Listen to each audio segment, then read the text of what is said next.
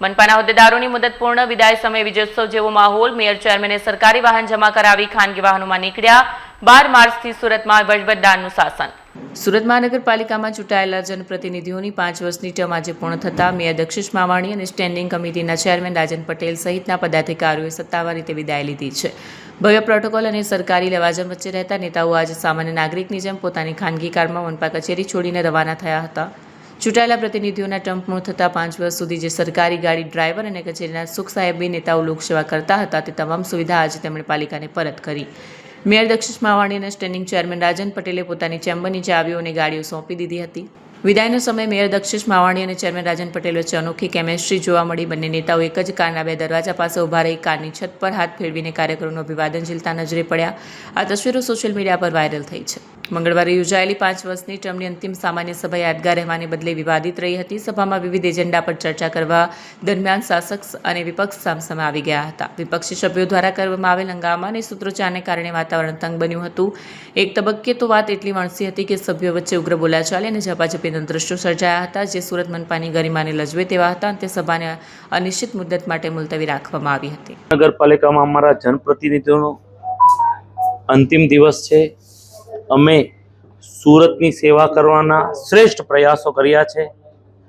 1995થી ભારતીય જનતા પાર્ટીનું શાસન છે. 1995માં બીજ રોપાણું, આજે વટવૃક્ષ થઈ ગયું છે. આજે સુરત મહાનગરપાલિકા દેશનું નંબર 1 મહાનગરપાલિકા પ્રસ્થાપિત થઈ ગયું છે. છેલ્લા 30 વર્ષમાં અનેક વિકાસના કામો મહાનગરપાલિકામાં થયા છે. છેલ્લા 2 વર્ષની વાત કરું તો દેશના તમામ નેશનલ એવોર્ડ સુરત મહાનગરપાલિકાએ પ્રાપ્ત કર્યા છે. એમાંથી પણ 5 પ્રેસિડેન્ટ એવોર્ડ સુરતે પ્રાપ્ત કર્યા છે. ખૂબ મોટું એચિવમેન્ટ મહાનગરપાલિકાનું છે.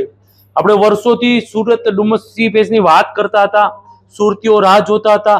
અનેક પડાવ પાર કરી આદરણીય પાટીલ સાહેબના માર્ગદર્શનમાં અનેક પરમિશન લેવાની હતી. એ અમે પરમિશન લઈ અને આજે 250 કરોડના ખર્ચે, એમાંથી 168 કરોડના ખર્ચેનું લોકાર્પણ કરી દીધું છે. ઇન્ટરનેશનલ કક્ષાનું આ ડુમસ સી ફેસ છે. મુંબઈ પછી જો બીચનું કોઈ આકર્ષણ બીચનું આકર્ષણ થશે તો એ 100% સુરત મહાનગરપાલિકાનો ડુમસ સી ફેસ. અનેક કાર્યક્રમ, રોડ હોય, રસ્તા હોય, અનેક પાણીના બિલનો પ્રશ્ન હતો. આ વર્ષે ચોમાસામાં મોન્સૂનમાં જે રોડ તૂટ્યા હતા એના હિસાબે પાલિકામાં શાસકો દ્વારા 600 કરોડના સીસી રોડ મૂક્યા છે. સોસાયટી અંદર ગાર્ડન વેસ્ટ નહોતા જતા. મહાનગરપાલિકામાં આવનાર સમયમાં આઉટસોર્સિંગ કંપનીથી સોસાયટીમાં પણ ટ્રીમિંગ થશે, ત્યાંથી ગાર્ડન વેસ્ટ પણ ઉઠાવવામાં આવશે. આવા અનેક નાના નાના પ્રશ્નો સુરતીઓના જે હતા એ તમામ અમે ઉકેલ લાવવામાં સફળ રહ્યા છે. એટલે કહી શકું આજે સુરતનો સૂર્ય મધ્યમાં તપી રહ્યો છે અને અમે શ્રેષ્ઠ કામગીરી કરવા શ્રેષ્ઠ પ્રયત્નો કર્યા છે.